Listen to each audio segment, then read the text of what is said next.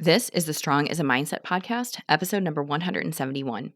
Today, we're talking about the paradox of enough, why doing more doesn't always give you better, and how learning sufficiency might be the strongest choice you can make. If you've ever ended the day completely exhausted, but still told yourself you should have done more, this one's for you. This is the Strong is a Mindset podcast, where you'll learn how to build both a strong body and a strong mind by eating, moving, and thinking. I'm your host, physician, personal trainer, certified health coach, and certified life coach, Carrie Holland. Hey, how are you? What's new? What's good?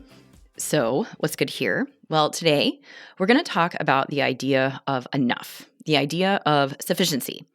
Most of the women I coach think the problem is that they are not doing enough, that they should be working harder, eating cleaner, exercising more, or just showing up better, and doing all of that on 4 hours of sleep. And they are so very hard on themselves. And even when they do put in effort, they cut themselves down and tell themselves and me that it's not enough. So they'll tell me things like, I should be more disciplined.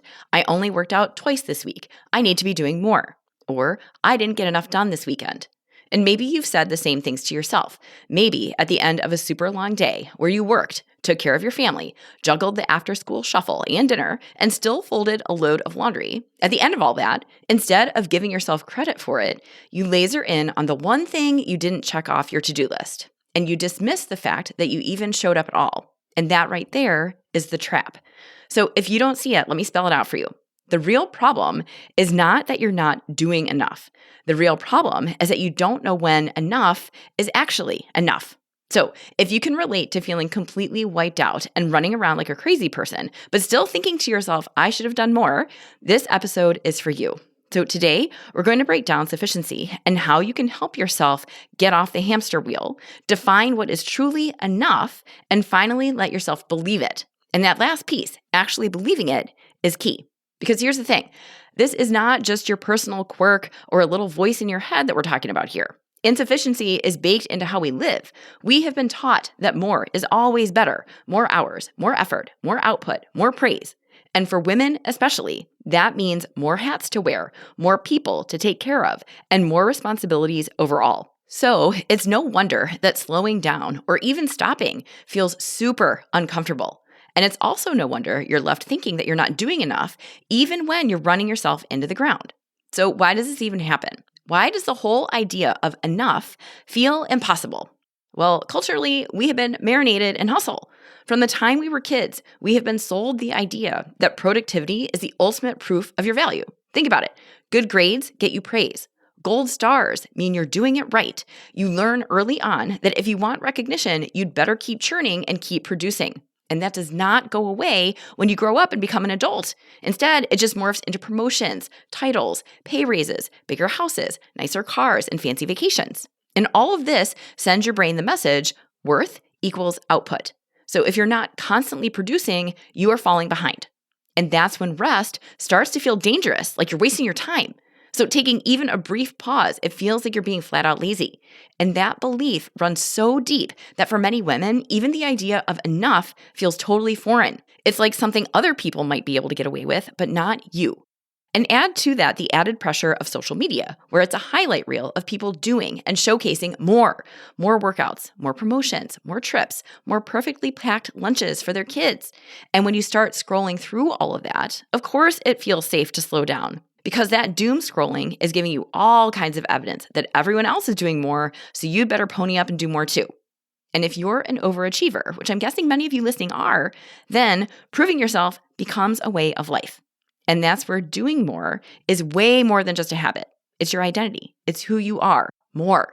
And that feels like protection. If you're always doing more, no one can accuse you of slacking. And with time, more becomes like an insurance against failure or proof that you deserve to be where you are. And here's the kicker. Your brain does not help your cause. Your brain is wired to move the goalpost. So that means you get the promotion, and after a few weeks, you're already thinking about the next title. Or you run the race, and now it has to be faster or longer next time. Or you lose 10 pounds that you were aiming for, and now it's got to be 15. And it's your brain. Your brain will always find what's missing, what you didn't do, and what could be better, and then wave it in your face. And that's where this gets dangerous, because when you are constantly declaring that what you do is never enough, it's not just about your to-do list anymore. It's about you. If nothing you do is ever enough, eventually you start to believe that you are not enough. And why does this happen? Well, your brain likes to take the external and make it internal. Meaning, when you minimize your wins by saying something like, I only worked out twice, your brain does not separate that from your identity. It doesn't say, oh, wait a minute, she only means her workouts. No, your brain generalizes and makes this a global assessment. And it turns I didn't do enough into I am not enough. And that belief, I am not enough, it is crushing. It keeps you hustling for sure, because the only way you know how to fight it is to keep producing. It keeps you chasing in the hope that maybe the next accomplishment will finally fix the way you feel. But here's the truth, it won't. And that's why enough matters so much. Because until you redefine it for yourself, you will just keep running yourself into the ground trying to prove something that can't be proven because you don't believe it. And here's the irony. Most of us believe that if we just add more effort, more hours, more restriction, more reps, or more miles, we'll finally get to that elusive place where we feel satisfied. But what actually happens is that pursuit of more often ends up giving you less. So I've got a number of examples of this. I have a client who is an athlete, triathlons, Ironmans, marathons, the whole deal. So for her, being active is not just something she does, it is part of who she is. And then she got injured. But instead of slowing down, she doubled down and kept training through the pain because in her mind, rest was equivalent to weakness. And pulling back meant that she wasn't doing enough. And you can probably guess what happened here. She broke herself down even further. She pushed so hard that she ended up not being able to exercise at all, like zero, nothing. And for someone whose identity is built on being an athlete, not being able to exercise or do any movement at all can be totally devastating, as it was for her. And in this case, more training gave her less movement. And the harder she pushed, the more she hurt and the longer she had to stop. So more, in this case, was most definitely backfiring. I have another client who is insanely successful in her career. She has earned herself loads of titles and promotions and recognition, all of it. And from the outside looking in, it looks like she's killing it. But what you don't see is the cost. She gets up at the crack of dawn to get her day started, and she's out of the house before her kids even wake up. She's often at work late and has to hurry home to see her kids for a few minutes before she crashes. And when work gets especially stressful, which it often does, her workouts are the first thing to go. Healthy meals get exchanged for takeout. She's making a big paycheck, sure, but most often she runs on fumes until she hits a wall, at which point she swings into overcorrection, where she's being super strict with her diet and following a rigid and unsustainable workout schedule, only until she burns out again. It is a vicious cycle that we are working really hard to unpack. So even though on paper she has more prestige, more power, more money, in reality, she has less of herself, less peace, less health, less time to breathe. And I get it because I have done this too. When I left medicine, my goal was to start a coaching practice, and I did. Then my goal was to fill my coaching practice. I did. Then my goal was to start doing more speaking, and I did. But in that process, here's what also happened. I started scheduling clients back to back to back with 0 breaks and no lunches. I scheduled people into times that I had blocked so I could write. I squeezed in sessions on days I was supposed to be off. And ultimately, I worked myself right back into the burnout that I thought I left behind in family medicine. And like my clients, I was hitting all the goals, more of everything. And also like my clients, I wasn't satisfied. I was exhausted. And underneath it all, I carried a constant fear that if I slowed down, everything I built would collapse. And what I showed myself was that more did not give me better, it just gave me burnout once again. And if you have ever fallen prey to this idea of more, here is how more backfires in every which way. So in your body, more workouts, more miles, more weight on the bar, that all adds up. And without recovery, which so many of my clients do not recover, that can lead to injury, fatigue, and setbacks. Pushing your body too hard can leave you injured and sidelined, just like it did with my super athletic Ironman client. More can also backfire on your wellness. So think about it this way. More restriction, more rules, more clean eating, all of that can backfire and turn into cravings, binges, and some serious shame spirals. Because the tighter you grip to something that is unsustainable and unrealistic, the harder you will fall once you let go. And more can also backfire in your career. More projects, more roles, more hours. That all may sound great and give you external recognition, but too much strips away your capacity for self-care, for joy, and for being present. So you might gain power and money and prestige, but you lose yourself. And here's a big takeaway that I want you to hear. Your brain equates more with control. More feels like the way to guarantee your results and prove you're enough. But the truth is, more often puts you in conflict with your body, your values, and especially your sanity. More often takes you away from what you actually want. And the worst part, constantly chasing more keeps you on a hamster wheel. Because every time you add more and it doesn't work, you assume the answer is even more. So you push harder, tighten up your rules, and squeeze yourself thinner and thinner. And all you get is more of the same misery, muddied by the idea that if you only push harder and do a little more, that everything would be all right. So at some point, you have to ask, this pursuit of more, what is it and at what cost? Because if chasing more is actually giving you less health, less peace, less joy, then maybe it's not working.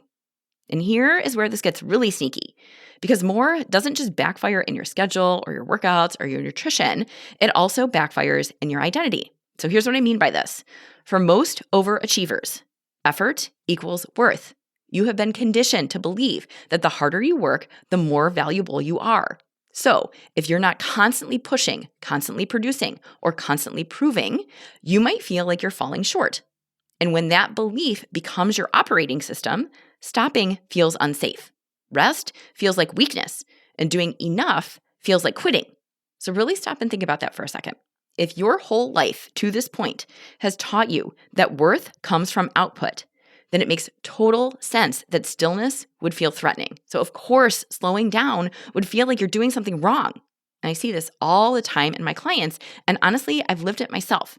If my client takes a rest day, her brain screams, you're falling behind. If she says no to a project, her brain says, oh, but you're not pulling your weight and you're going to lose out on that promotion. And if she actually lets herself stop at enough, her brain immediately jumps in with, you're settling, you're being lazy. It is a really nasty system of self-talk that becomes a fast track to full-on burnout. And maybe this resonates with you. Maybe you cannot remember the last time you actually rested without guilt, or the last time you sat on the couch without pulling out your phone or laptop to catch up, or the last time you finished a workout and thought, that's good, instead of I should have pushed harder.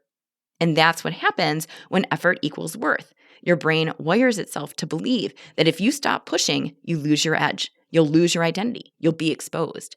And here's the part that's really hard to admit.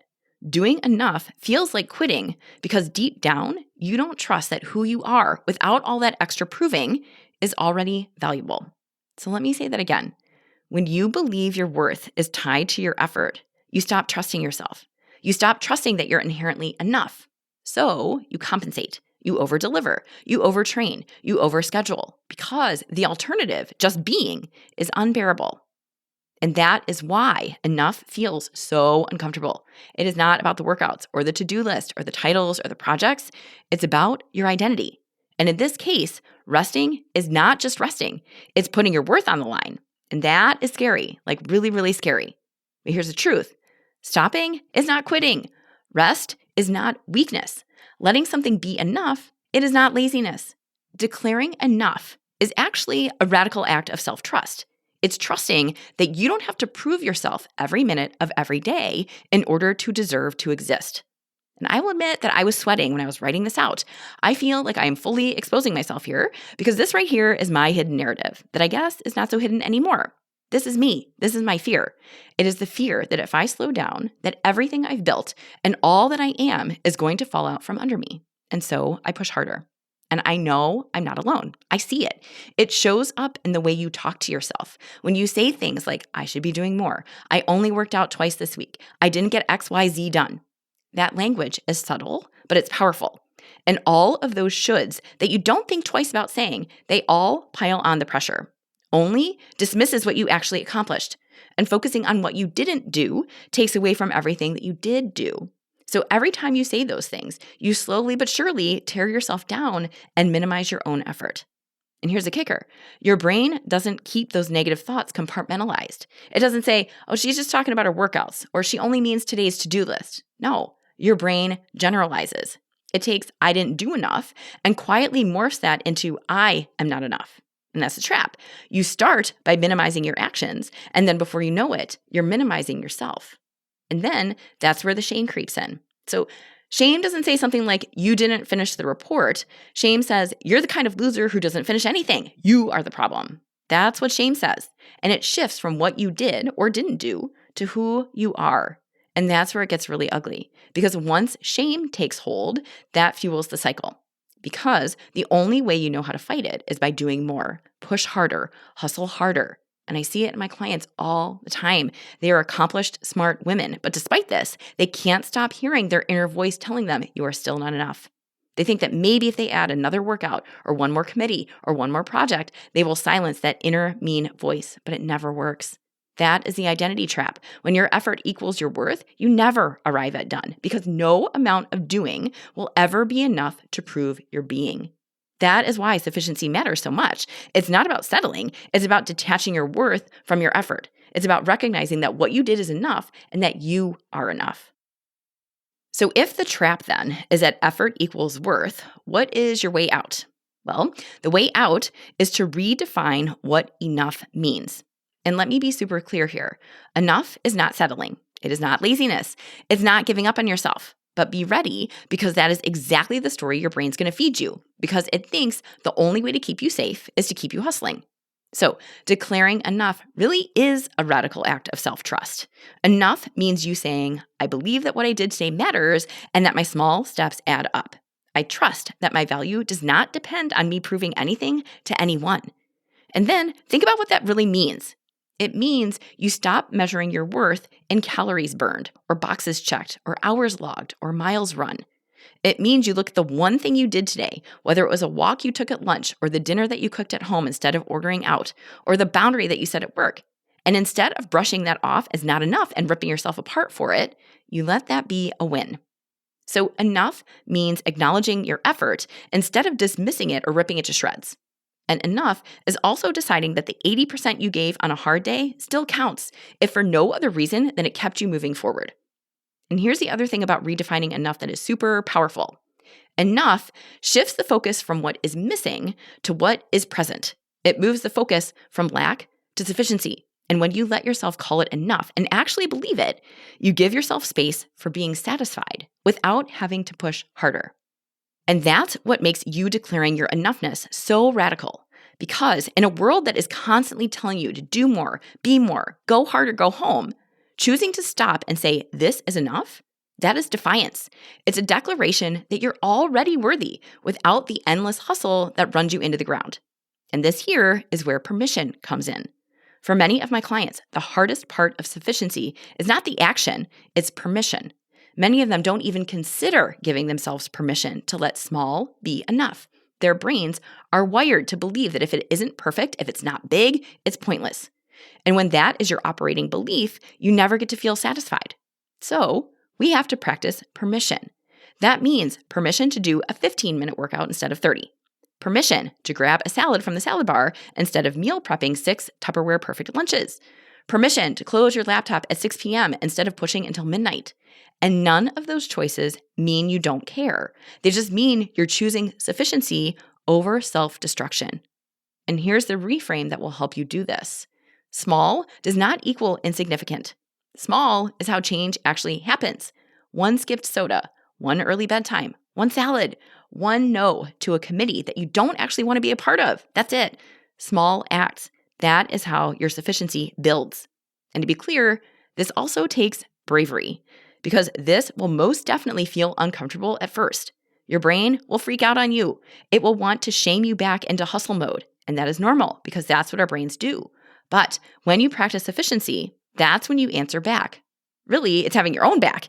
And that's when you start practicing self-talk that sounds more confident, where it sounds like, I decide what's enough, not my boss or the scale or my to-do list or anything else for that matter, me. That is where your agency comes in. That is sufficiency. All right, so now that we've fleshed this out, let's talk about how you actually practice sufficiency, especially when your brain is doing everything it can to convince you that what you're doing is not enough. So how do you train yourself to believe that what you did is in fact enough? Well, first, make some decisions in advance. Decide ahead of time what enough looks like for you in eating, moving, and of course, thinking. And really what you're doing is creating your minimum standard. And your minimum standard is your floor, not your ceiling. So maybe that means for eating, your enough line is I have 1 protein and 1 veggie at every dinner. And if you do that, that is enough. And you don't have to produce a 17-step meal plan to prove yourself. Or maybe for moving, your enough line could be, I will move my body 3 times this week, even if it's only 10 to 15 minutes. And if you reach that, you did enough. Or for thinking, maybe it's, I'll shut my laptop down at 6 p.m. 3 nights this week, and let that be enough. And the point here is not to aim low. Remember, you're not lowering your standards, you're lowering your entry point. You're giving yourself a goal that is reachable instead of setting the bar so impossibly high, there's no way you can hit your target. So you're giving yourself a clear, reachable finish line that you can actually cross. Because without one, your brain will just keep moving the goalpost and you will never feel done. All right? So another tool you've got to help you practice sufficiency is a checkpoint. So whenever you feel the pull to dismiss your effort, try running it through this filter. Ask yourself, if I repeated today every day for a year, would I respect where it takes me? So I really, really love this question because it zooms out and takes you out of the all or nothing trap. Because one skipped workout won't derail you, but a full year of never moving your body might. One day of imperfect eating, it will not matter, but a year of never planning a meal will. And on the flip side, one short walk, one salad, one boundary. Take that one thing and repeat it over and over, and that adds up to huge change. So this sufficiency check helps you see that enough is not at all about one perfect day. Instead, it's about small, sustainable patterns repeated over time that you can live with and that move you forward. All right. So next, another tool that you've got to help you with sufficiency is your mental rehearsal. So I talk about this with clients all the time. And basically what this boils down to is that you've got to be ready for your brain to wig out on you. So that means I don't want you to be surprised or caught off guard when your inner critic gets super loud and starts shouting, you're not doing enough. I want you to expect it, be ready for it, and plan for it. And here's how you can do that. You picture the situation in advance. So imagine you've got a super crazy evening with work and the kids shuffle. You finish a short workout instead of your usual 45 minutes. You grab a salad bar dinner instead of cooking at home. You check 3 things off your to-do list instead of 10 that you planned. And then you're finally shutting down for the night, and imagine what your brain will do. So most likely it will offer up something like, that wasn't good enough. You should have done more. You stink. But now, instead of going down that road, when you practice a mental rehearsal, you are ready for this to happen. And instead of agreeing with yourself, which takes you even farther down a shame spiral, now you've already practiced and decided ahead of time how you will answer.